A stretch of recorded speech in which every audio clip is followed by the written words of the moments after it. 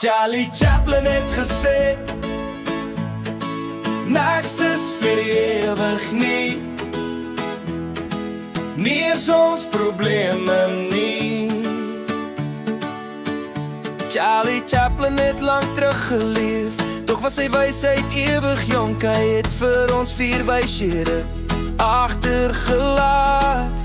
Niks is vir ewig in hierdie wêreld nie, nie eers ons probleme bly bestaan.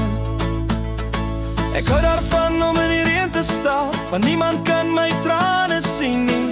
Die mees verlore dag in die lewe is die dag wat ons nie lag nie. Dit is jy die maan sien, sien jy ons Vader se skoonheid. As jy die son sien, sien jy ons Vader se krag. Lyk kyk in die spieël, sien jy sy beste skepping. Glo dit nou en leef voluit elke dag. Ons is almal toeriste hier op aarde. God is ons reisekind, ons routes beplan.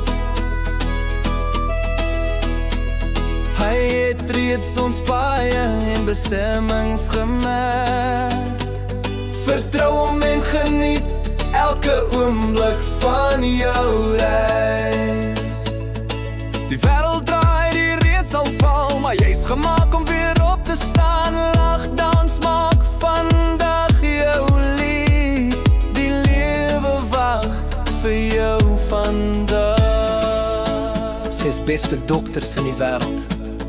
Die son, rus, oefening, 'n gesonde dieet, selfrespek en vriende wat ons gesond hou.